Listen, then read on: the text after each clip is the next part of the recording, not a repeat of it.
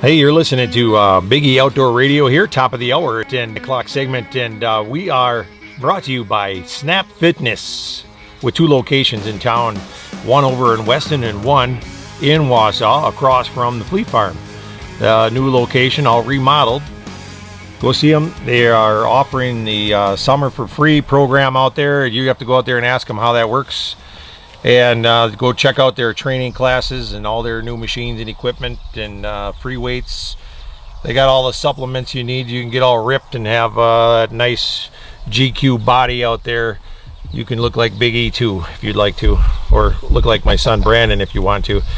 They're open 24/7 to members, and head on out there and get in shape. And we are on location here in South Africa doing some hunting with Boss Safaris, and I got some new friends here from World Class Outdoor Adventures. I got Steve Hicks, and Steve has someone special here with him. Kate. Kate is a new hunter, right? Mm-hmm. Yep. Kate came along with Steve, and Kate, had you hunted before you came to Africa? No. No? Not even in Alaska? I've never shot anything, though. No. So she did kill a fish before we came. She did. She caught some fish. Yep. I caught some king salmon. Okay. So she did good. So let me ask you: were you an anti-hunter? No. No. You were a non-hunter. You just hadn't never done it before. Okay. Well, then you come from an important group of people, whether you know it or not, because there's a lot of anti-hunters, and then there's a lot of hunters. And we kind of balance each other out in the world. Right. But then there's the non-hunters, who actually are the biggest group. Did you know that? I did not. Yeah, actually, there's about 10 to 12% of the population is hunters, 10 to 12% of the population is anti-hunters, and the balance in between is non-hunters, the undecided. So those are the folks that we need to reach out to, and those are the ones that decide our laws. That's right. Yeah. You guys are the ones that either we look good to or we look bad to, and if the anti-hunters make a better argument, then they win you over, and if we make a better argument, then we win you over. Yeah. So obviously somebody won you over here, got you out hunting. Yep. So what did you think of the whole idea of coming to Africa, first of all? Well, it's South Africa. Who doesn't want to come to South Africa at some point in their life? I mean, it's a whole new country. It's huge. It's beautiful. It's one of those once in a lifetime things. Yep. And I'm all for it. You only live once. There you go.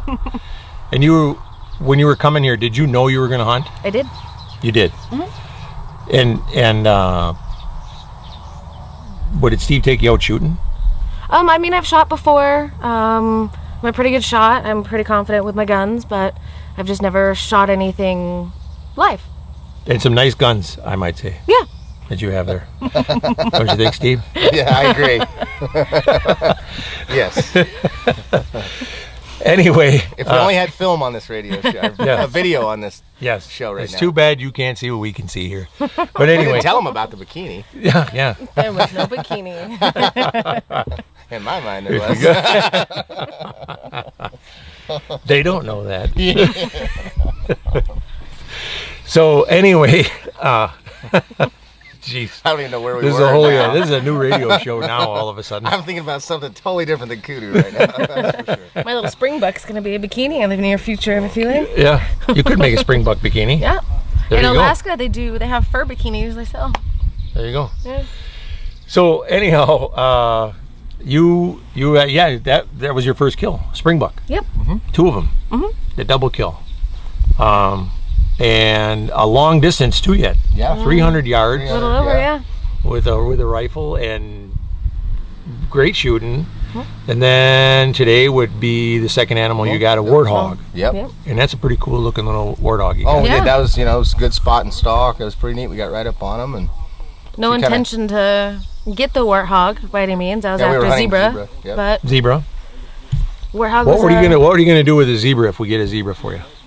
You gonna rug it or full body mount it or? Undecided. I'm looking, Steve. Steve, you didn't like that idea? Full body mount? I don't know where we're going to put a horse in the house, but Yeah. Well, we'll figure it out. Put a saddle on that thing. Yeah, for sure. Kids will like it. See what it looks like and make a decision from there. Sure. I'm thinking that would make an excellent rug. Oh yeah. Yeah. Yep. Rugs or, the chest piece pedestals always look really nice. Or a half life size is really nice. I've done a few mounts of those. I was thinking more like a Well, yeah, that's purse right. or You something. do your own taxidermy, so Sure. this life-size Yeah. thing's not that out of reach. Well, it gets out of hand when you think it's cheaper, that you just mount 10 times more stuff, so it ends up being the exact same price. But yes, yeah. I have a good friend that I've done taxidermy with for years and years, and being that I'm in the outfitting business too, so I try to, any of my clients that leave stuff there, I run it through him the best I can, and it just works out well that I can do my stuff there. So he helps. I mean, I know a lot. I've been worked with him for 20 years now, and so I can do most of it myself, but I let him do the detail work, and then I finish up. So Awesome. So when you come back next year, do you think that you're interested in bow hunting or crossbow hunting or? Probably bow hunting. I've been enjoying the long distance shots just because it's a nice challenge. I have not practiced, over 100 yards. So for me to try and shoot, 300 plus, it's a challenge. It's fun for me. I enjoy You're really it. reaching out there and touching them. that's Yeah. right. The gun kick doesn't scare you at all? No. You're handling it well. I No, noticed she's she not shoots well. flinching. No, she shoots she's well. not complaining about it, Nope. and she's not. We were talking about that earlier. Most women shoot well. I They mean, do. women that shoot well. Yeah. And I think, I don't know, they always say that men have egos. You know what I mean? It's stereotypical, but it's just the ego thing. The women Right. don't have that, and they tend to shoot. I feel like really well. women are real afraid of the larger rifles and such because of the kick. Yep. They Yes. are, but yet at the same time, women take training better than men do. And so when you're bringing women into the hunting sport, Sure. they come into it with a lot more of an open mind. Yeah. And it seems like whenever you're bringing a new gal into hunting, they sit down and they start shooting, and it's like they become tack drivers. Yeah. And I hate to admit it, but it's like any gal Yeah. I've ever taught to Well, shoot, they become better shots than I Guys, am. in the States that are, even weekend warriors, so to speak, hunters, they Yeah. they hunt deer and they hunt stuff with, smaller caliber rifles, so they think that they know, everything about guns and hunting, and so when they come to a place that's, different than what they're used to, they don't really want to, they listen in one ear and out the other, you know what I mean? They want Yep. to listen to, but then when you grab a 416, or a 500 nitro or something big for these dangerous game, it's a whole different kind of shooting than shooting a 30-06, and Yeah. it makes a difference, I wonder how much of a rifle you really need for some of this dangerous game. I mean, realistically, I've never seen an elephant killed yet or a leopard, but I mean, a 375 will kill everything here. I That's think so. required by law. You have to have a 375, but a 375, especially a good quality, 375 safari grade, or then they're all heavy. You get a nice heavy 10 or 12 pound 375 with a muzzle brake on it. I mean, they really don't kick. They bark loud or whatever, but they're heavy and they don't kick. I mean, Yeah, a the lot heavier of the lighter better. caliber guns kick a lot harder than. The heavier the caliber, the less it kicks. It's just more of a push. My You know what I mean? 380 kicks more than the 375 of yours that I was shooting. I think it has more of a kick in the hand than I feel in the For shoulder. sure. Yeah, Really? your pistol. Yeah. My little pistol. Yeah, that's well, the thing is when you're shooting at game too, You that don't notice at you all. don't Yeah. pay any attention to it. And maybe that's what it is, yeah. When you lay down on a bench with a 416, you're not going to be And- very happy and a after 6 t-shirt. shots. Yes. Yeah, I know. I did that Yeah. with a 375 once, and a box of shells and a T-shirt, and ended up with a black and blue arm. Sure. But like I said, I've been impressed with the shooting that you've done, and I'm hoping to see a little bit more of it. I'm upset I missed that Impala earlier. Well, you know what? I think we had a lot of anticipation Sure. on that. Sure. And it was far as a first shot. Don't get discouraged. Everybody misses. Of course. So She's hit everything that she's shot at so far. So yeah, It was a Nice. disappointment. It was my first miss. that's why I haven't shot at anything yet, because I'm afraid to miss. sure. So that way I can still be 100%. Right. So, what would you tell anybody's wife out there that's thinking about coming along with them to Africa? We've only got a couple minutes left, so let's talk about that. Come. It's a once in a lifetime experience. I mean, even if you don't shoot anything, at least come experience it. And the shooting part, it's not as scary as you think it is. It's really not. It's I'm kind of addicted to it now. It's a lot of fun. Yeah. And Well, there's a lot. yeah, just don't be scared of it. Don't be afraid. Try it. There's a lot of other things to do here too, besides just the hunting. You know, Yep. so it's great for the whole family. Beautiful country here. Because a lot of women are thinking about coming along with their husbands, you know. Bring the bikinis. And then then they're always worried about, you know, well, maybe I don't want to go. It's a long way to go, you know. And what am I going to do with the husbands? Nope, come. Even if you go for a ride in the buggies with them in the trucks, you know, you can see the baby giraffes. You can see all the animals. I mean, it's not something you see or experience every day. Well, even if you're not going to shoot anything, I mean, definitely come for the experience. There was a couple of times, you know, because of the blisters that you had, that you didn't go along with us walking and stalking and hunting, and you I stayed in the truck. in the truck with the guys and went riding around looking at animals and stuff. And you know, I was worried that you were bored up there. Nope. I find when you're sitting in the truck quietly and you guys are off stalking, you should see the stuff that walks up to the truck, walks right by. I mean, it's everywhere you look, there's something new. Did you hear that, ladies? She sits quietly. That's a key. That's not something that's real common. I got nothing to say. You're not saying anything? See, I'm like 21-hour flight from any woman that's going to hurt me right now, and she should forget before I get home, so I'm safe. Well, anyway, Kate, thanks for coming and sitting down with us. Great shooting. No Good problem. to have you here. Thanks. And enjoying the heck out of Africa. Steve, thanks for sitting down with us. Anybody looking for a great hunt for bear, moose, sheep? What else you hunt up there? We hunt, I mean, everything, pretty much everything, all the big species, but brown and black bear, moose, goat, sheep, we do caribou. There you go. I mean, we can set people up. I mean, we will do flight seeing trips in the Cubs, you know, everything's airplanes in Alaska, so I'll do flight seeing trips. I mean, we take people out and drop them off on backpacking trips. I mean, pretty much anything in the outdoors we can cover. And we'll be back after these messages. Well, welcome back to Biggie Outdoor Radio, and we are still here in Africa, in South Africa. And now sitting here with me, I have Wayne, one of the owners of Boss Safaris. Are you a partner, right? Yes, I'm part owner of Boss Safaris, yes. Okay. Wayne, we've had a couple of the guests here. We had Steve and Kate sitting in with us. And we even had your partner, Leon, sitting here and giving us a little bit of his insight into some of the hunting in South Africa. And we were talking a little bit about the meat, how the meat gets distributed to the people of Africa. And remember the conversation that we had with Steve Van up at the Kalahari. We've talked a little bit about the new hunters getting involved and the women. And how long have you been doing PH work, or have you been a PH in Africa? Yes, I've been hunting professionally for about I think it's about 4 years now. Yeah. So you actually travel around and you do you have multiple concessions that you work with, so you're not limited to one place. Yes, no, we hunt throughout South Africa and in our neighboring countries, including Zimbabwe, Mozambique, Tanzania, and Namibia. And while we're waiting for Botswana to open up hunting again, and we'll be there. Okay.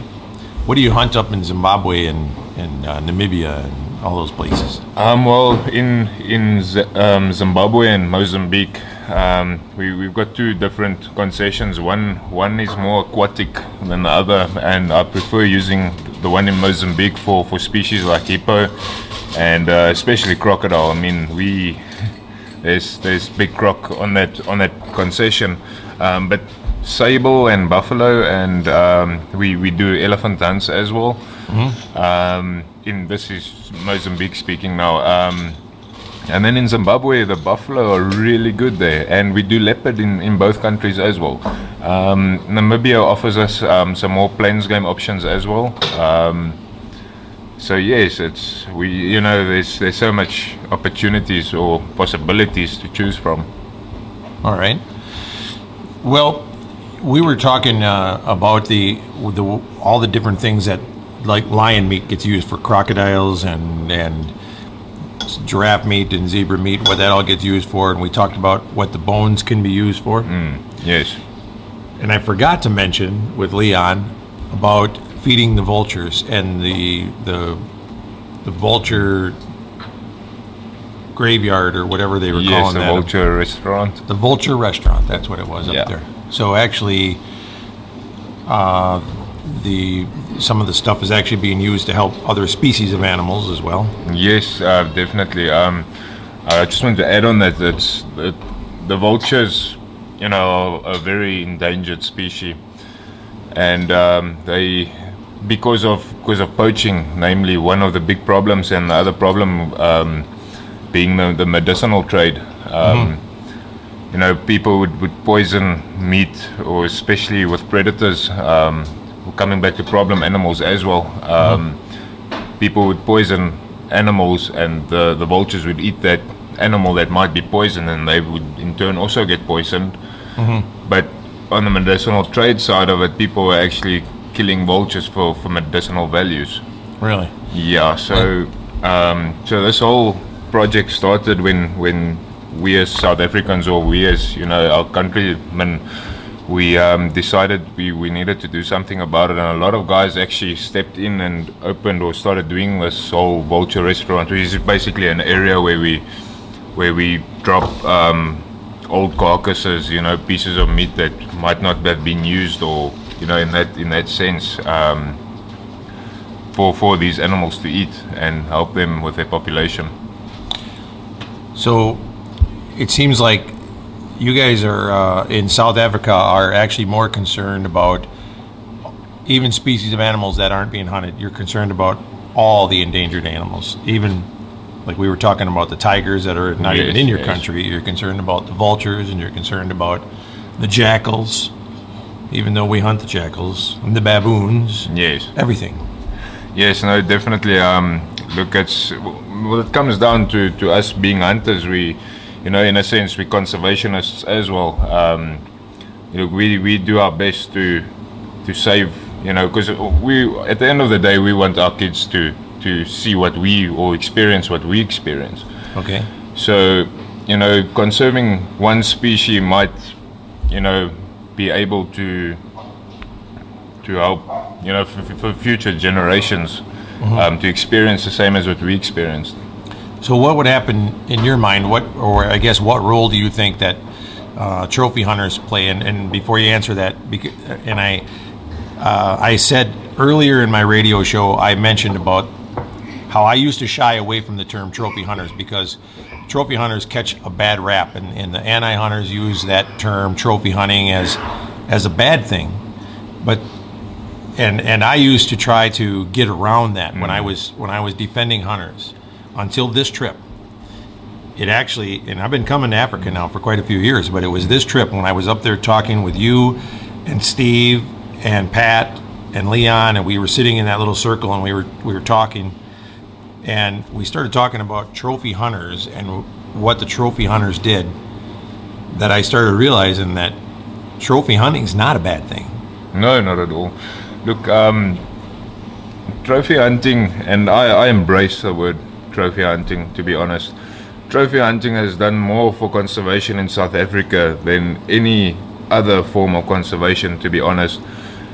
All the funds needed for anti-poaching, all that comes from what we generate. There's a lot of charity campaigns being ran, and in my eyes, you can only do so much with that. When it comes to trophy hunting, all that money comes in, all that revenue comes in. There's a large percentage of that goes back into the animals themselves to increase the population. South Africa wouldn't be what it is today if it wasn't for trophy hunters on the ecological side. It just wouldn't have happened, to be honest.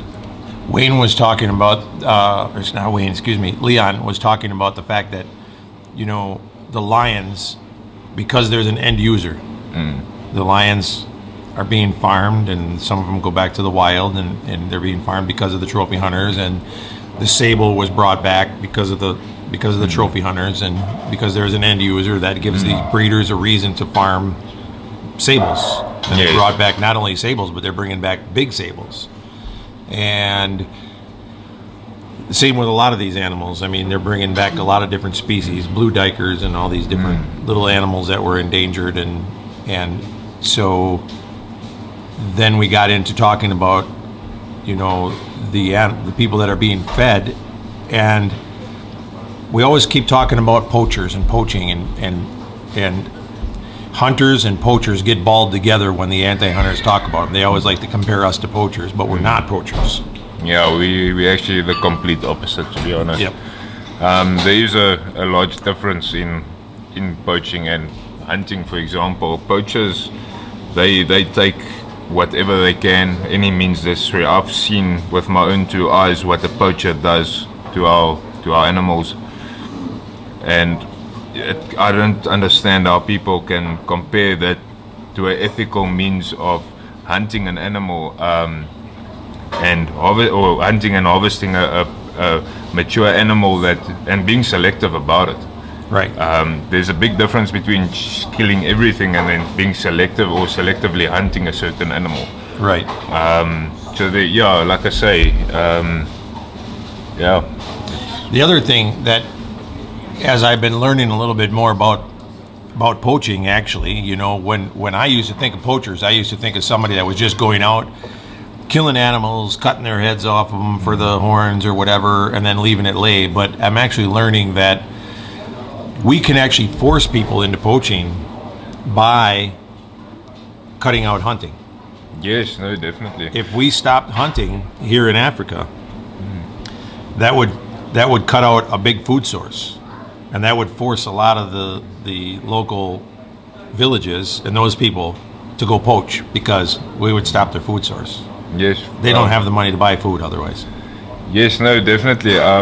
Look, we as hunters, we obviously give the local people meat for consumption and so on. If hunting had to stop, these people wouldn't get food anymore from us. And that's obviously a chain reaction that occurs, because 80% of poaching is substantial poaching. It's for people, we class poaching in different classes. We from syndicate to substantial, or sustainable, poaching, where the guys at the sustainable level are poaching just to keep their bellies full. And that's about 80% of poaching. And then you go into your higher levels of poaching, your syndicate poaching, which is basically rhinos, where it's actually a syndicate operation. And these guys are using helicopters to, high-powered rifles. But coming back to hunting, if we don't hunt, these people don't get food, and when you're hungry, you're gonna do what it takes to get food. Right. And that's where the poaching comes in. So there, when Steve up there at the Kalahari was saying that they give half of their meat goes right to the villages. Do you think that a lot of the concessions that we're hunting at, do they give a good portion of their meat to the locals, or some of it, or is that just unusual that they do that? No, not at all. It's actually quite common to get that, because let's call me as a landowner. If I didn't give for the people around me any meat or anything, I know they're gonna come poach the animals on my land, and in turn I'm losing business, to be honest. So it's rather feed them, keep them full, and they will stop poaching. Really? Well, we're gonna come back and talk about that here in just a little bit. So stay with us, and we'll be right back with Wayne from Boss Safaris. You're listening to Big E Outdoor Radio. Hey, welcome back to Big E Outdoor Radio. And before the break there, we were talking with Wayne and Boss Safaris here, and we were talking about poachers and the different levels of poaching. And we were talking about syndicated poachers there, being the guys that are going around with helicopters and shooting the rhinos and things like that. Those are the commercialized poachers. Yes. Right. Look, there's a very high Asian demand for rhino horn, and rhino horn itself has become very, very valuable. to the extent that the horn itself is more valuable than the animal. And when it comes to that, people are going to poach the animal.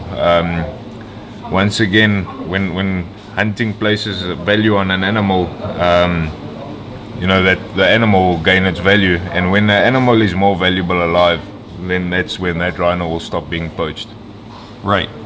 And so in order to help alleviate that, I noticed that one of the things that I learned at the Kalahari with Steve and with Leon telling me that they've tried to come up with alternative things to give those Asian folks like the lion bones instead of the Bengal tiger bones, and they're trying to come up with other things. CITES is. Yes, no, definitely. Look, our lion bones are exported to those countries, and that's actually helping the tiger population in India.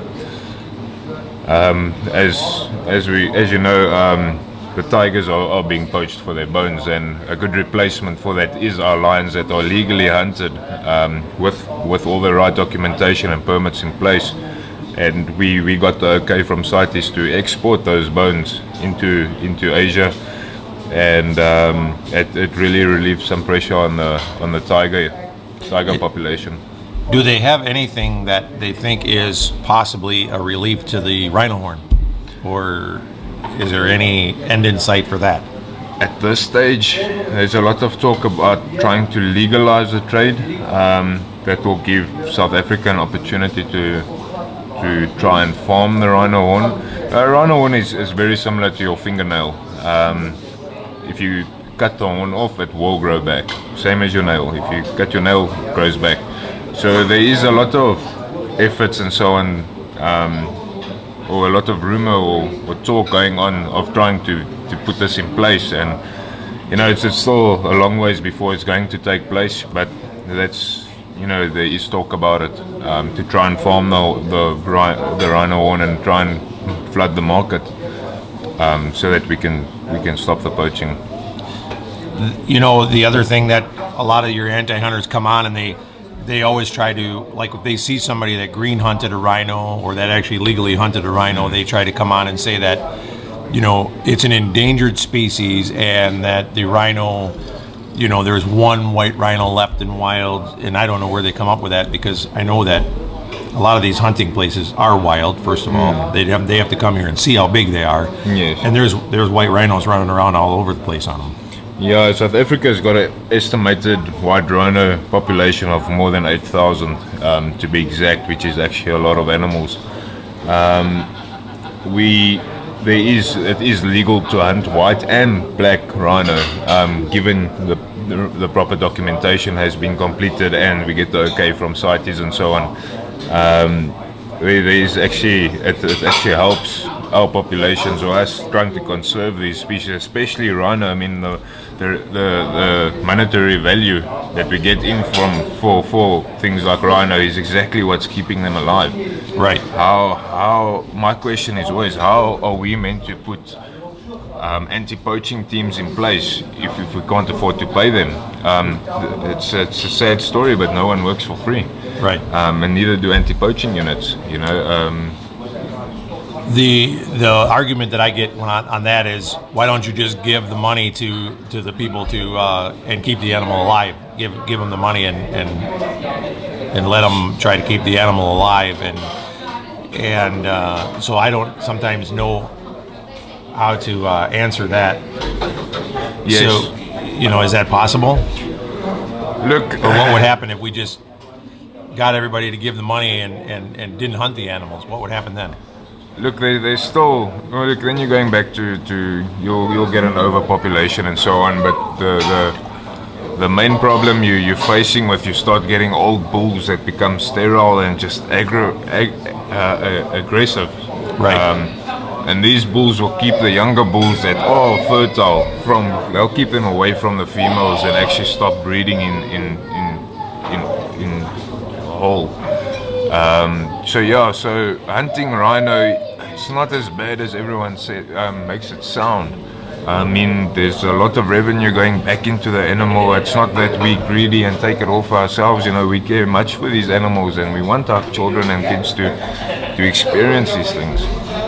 So at the end of the day, you know, it's important for me. It's important for everyone that comes here. It's, you know, our trophies hunters are it's what's saving South Africa's wildlife, to be honest. Right. So in other words, you know, and I guess then my argument has been right all along that as these animals get to maturity and they become sterile or they become ornery because they're getting older or whatever, they've got to be culled out. They've got to be hunted out. Yeah, no, for sure. I mean, if that rhino, you know, you basically got two options at the end of the day. You can either let that animal die from old age, or you can let it be hunted and, you know, get the financial benefit out of it that obviously goes back into the species to conserve that species. Yeah. Well, you know, that's the one thing, like I said, I want our listeners to hear this, and I want them to be able to use this on social media and on Facebook and wherever they happen to run into anti-hunters. And I'm hoping that what we can do is get a lot more folks to book some hunts and come to Africa and bring their families along and things like that. How do you look at Africa as far as being safe for people to bring their families over here, disease-wise, as far as safety for their families, things like that? Look, as far as disease goes, I mean, we only get malaria in a far corner of South Africa that hardly, I mean, it's a minority area that we don't really even hunt in, to be honest. Yes, they you know, up north to Mozambique and so on, you'll start finding areas with malaria in, but South Africa as a whole, there's not really any diseases to worry about. I mean, you should obviously just for a precautionary go see your physician and talk to him and get the necessary shots, what he might think, but otherwise, you know, there's nothing really to worry about. And That's what I've noticed too. I mean, I come here and fly back and forth. I've never gotten sick when I've come here. It's always nice and safe. I see, you know, people bringing their wives here and bringing their girlfriends here. And yes, most certainly. I think the media in a whole has set a certain vision, could I say, on Africa or South Africa, or not, you know, in Africa as a whole, that it's a very rural place. But I mean, no, we don't walk around with tigers or lions in the streets type thing. You know, we actually very developed, and you know, it's actually a very safe place. Yep. I mean, for the kids, for the wife, you know, we cater for all. well, I noticed you have a lot of additional things for them to do. You have just today you sent one of the gals out to have a little tour. She got to go to a place where there were lions and tigers to be petted, and I think she's going to get a massage, and there's all different things for them to do. Oh, most certainly. Day tours, you know, we've got tours to the Pilanesberg National Reserve. We'll see rhino, elephant, buffalo, basically the whole big five, plains game and so on. We've got spas close by that, like you said, we're sending one of the girls there on Sunday, and we've got lion parks. You can play with cubs and so on, see lions up close, have a walk with them through the bush and so on. It's actually a very, very interesting day tour to do. Yeah, sounds like even some of the guys might like to do that. No, I'm pretty sure they will. It's definitely a life experience of a lifetime. And to do something like that is really a privilege when coming to South Africa. Yeah, it sounds like a lot of fun. How many first-time hunters do you think that people that have come here that have come along with a hunter and never hunted before, do you think you've seen a lot of them? Absolutely. We get them quite often, actually. It's always when they do come over, they actually, how can I say, they think it's their first impression is it's hunting, right. as anyone that never has been hunting might think. But when they actually see what happens behind the scenes of that photo you put up on Facebook or whatever, then they start to understand what it's all about, and they see the ethics that go into it, and the hard work. I mean, there's a lot of work that goes into it. And then they decide to take part in it? And yes, most certainly. I'd say 95% of the people that come end up shooting their first animal in Africa itself. yeah. It's also something I want to point out to everybody that it's probably one of the most affordable excursions that you will ever go on if you're a hunter, is to come to Africa, book yourself a good hunting package, come on over here and go on a hunt. And if you're looking for something great to do, book your hunt with Boss Safaris. These guys definitely pay attention to all your needs. They're going to make sure that you get the hunt of a lifetime. Wayne and Leon and their PH staff are going to take really good care of you. They're going to make sure your meals are out of this world.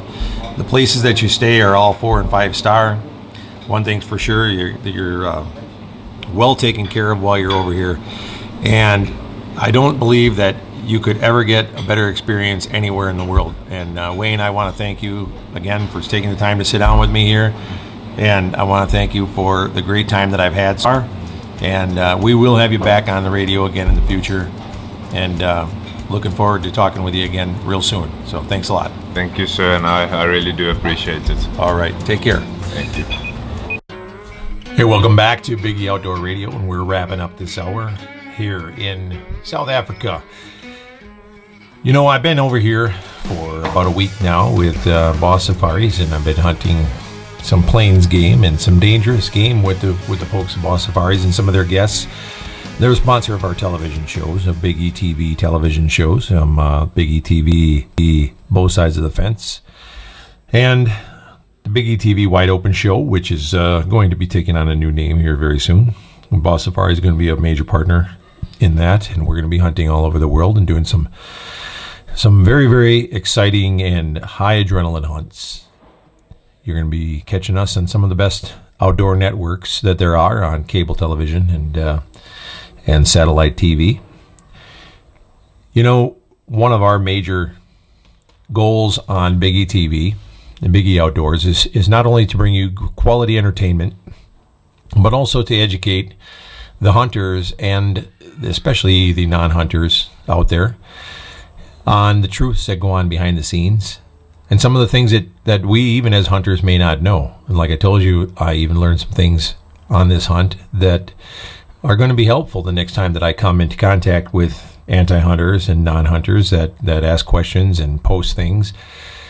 You know, there's a lot of myths out there, and there's a lot of things that get said, and when we come back and we try to battle these issues, having good knowledge and having really good facts rather than just things that we've heard and rumors and things that we think is definitely a key to making a good case for ourselves as hunters, as a group. And that all goes hand in hand with us sticking together as a unit. And when I say as a unit, I mean all hunters, whether you are African hunters, whether you are high fence hunters, whether you are bow hunters, rifle hunters, dog hunters, bear hunters, duck hunters, pheasant hunters, fishermen, it doesn't matter. You're outdoorsmen. When the time comes to get along, you need to get along. You need to stand together as a solid voice. That is the ultimate underlying goal and mission of Big E Outdoors all the time. So we travel around, and not only do we try to bring you some great things and some high adrenaline activities and some really cool things, but we always try to bring you a little bit of knowledge and try to show you how important it is to stand together and be able to stand up for your fellow outdoorsmen. When you see someone attacking them, whether it be in person, in public, or on social media, you need to jump to their rescue or jump to their aid and help them out if you have the ammunition or if you have the knowledge to do so. And again, you heard the folks from Boss Safaris here. These guys are professionals. They are professional hunters. They've been trained. Now, Leon with Boss Safaris has been in this business for a long time. He is a former police officer from the South African Police Force. He worked with South African intelligence and their military services and with their conservation departments. He actually knows what he's talking about, folks. He knows his numbers. He knows the animals. Some of these guys have been with these lodges for a long time, and these lodges that I'm working with are involved with the conservation efforts to bring these animals back. They know how much money has been pumped into Africa's conservation efforts and into Africa's economy by hunters. If you're listening to this radio show, you're a hunter, you're an outdoorsman, and you're a conservationist, and these kind of things are helpful to you. So I don't really need to convince you of the job that hunters do for the environment and for everybody out there. But the information that I can provide you with is definitely something that is helpful for you to have in the back of your mind when you run into somebody or someone posts something on your Facebook on one of your photos and you don't know what to say. Rather than just posting some figure that you pull out of the air, try to get some facts. Like I said, 1.6 billion rand, which comes out to be, I don't know, it could break that down divided by 10, several $million brought into Africa's economy last year alone, and they figure that's going to be doubled this year by hunters. That's brought into the economy.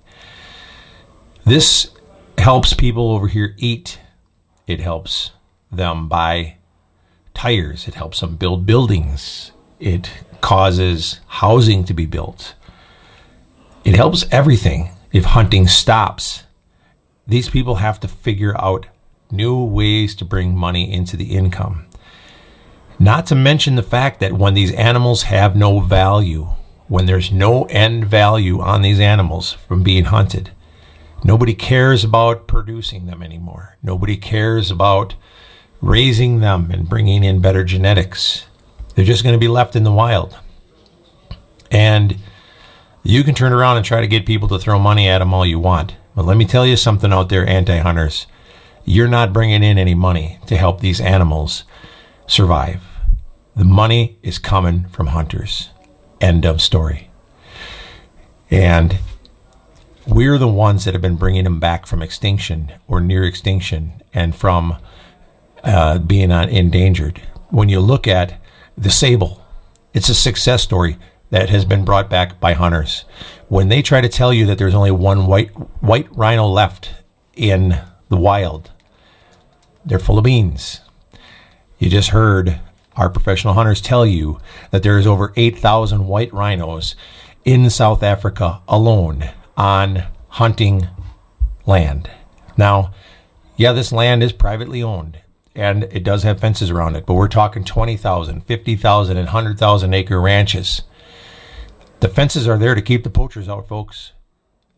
And the land within it is being managed to make sure that the strong animals survive and that they're being managed properly, and that when the animal is mature and reached its peak age to be harvested, which is after it is beyond its prime breeding age, then it's harvested. That's how come they're coming back. So there's not one white rhino left out there, folks. There's over 8,000 white rhinos left, enough that we can now hunt them. And the same with black rhinos. The same with lions. There's only 3,000 left in the wild in southern Africa, not South Africa, in the whole southern Africa. 3,000 left. And they're not being wiped out just by poachers. They're being wiped out by tuberculosis and disease and by their own ecosystem. Why are they being brought back?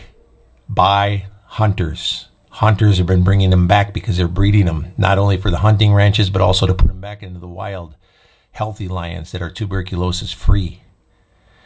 And there are now 6,000 of them that are being in breeding hands and in captivity, not necessarily captivity, but on these private facilities. So that means that there's 3 times the lions here today than there were 20 years ago. And it's because of hunters. Then these people do not have their figures straight. They don't have their numbers straight. They don't even have a clue what they're talking about. And I will tell you, you cannot turn the entire world into vegetarians.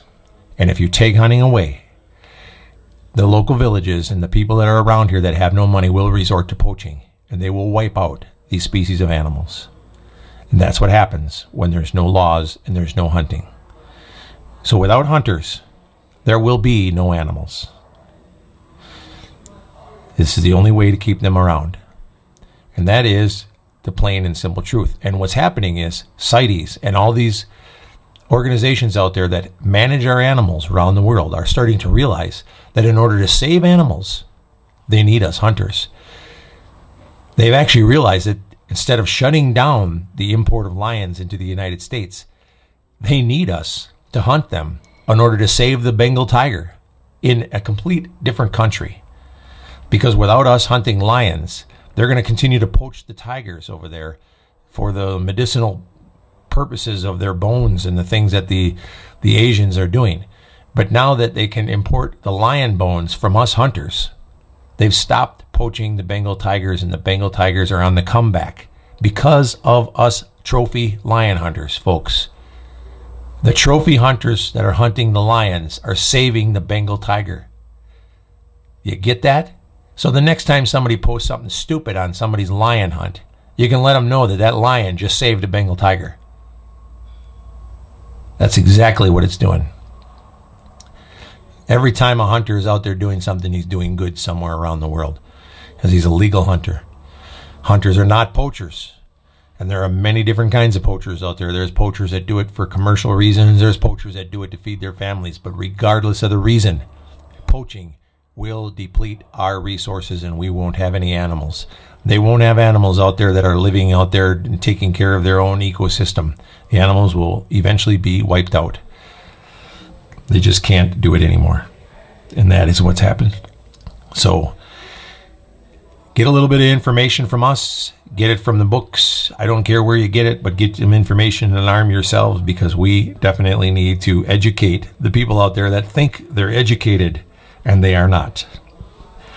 And I want to thank you for listening to Biggie Outdoor Radio here on SportsFan 100.5. Check us out on SportsFan100.5.com.